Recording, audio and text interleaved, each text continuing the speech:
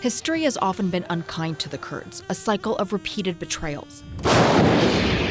When a U.S.-led coalition expelled Saddam Hussein's forces from Kuwait in 1991, then President H.W. Bush encouraged the Iraqi people to oust the dictator altogether. There's another way for the bloodshed to stop, and that is for the Iraqi military and the Iraqi people to take matters into their own hands, to force Saddam Hussein, the dictator, to step aside. In response, Iraq's Kurds rose up against Saddam. But when his elite forces advanced north, the Kurds got no help. Millions fled to the mountains, and many others were slaughtered trying to resist. During the U.S.-led invasion of Iraq in 2003, the Kurds were again enthusiastic allies, assisting American and British forces in their drive to Baghdad. When ISIS swept through Iraq, Kurdish resistance was crucial in keeping the militants at bay. In Syria, the U.S. turned to the Kurds there, the YPG, as key allies, the main ground force that led the liberation of Raqqa, ISIS's headquarters.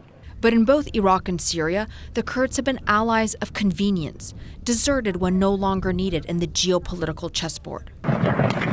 Last year, the U.S. stood by while the Iraqi military drove the Kurds back from territory they held during the fight against ISIS. We thought that the people who were verbally telling us they were our friends and would support us, that they would have supported us, or if not, stay silent. Now it's Syria's Kurds that face attack by Turkish forces as U.S. troops pull back. Turkey sees the Kurds as terrorists, allied to the insurgents in its own Kurdish areas. The modest U.S. presence has deterred a Turkish incursion and held the Syrian regime at bay. But President Trump has repeatedly threatened to pull U.S. forces out of Syria. Let the other people take care of it now. Very soon. Very soon we're coming out. Again in December last year, he announced U.S. forces were withdrawing, tweeting, "We have defeated ISIS in Syria, my only reason for being there during the Trump presidency." On both occasions, advisors persuaded the president to change course. But now he has given Turkey the green light to cross the border, in a move that stunned even his closest allies at home. If he follows through with this, it'd be the biggest mistake of his presidency. The Kurds themselves are separating the president from the people.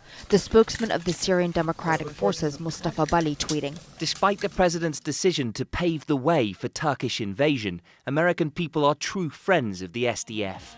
The Kurds have made it clear they'll divert forces currently guarding ISIS prisoners to the front lines, with possibly dangerous consequences.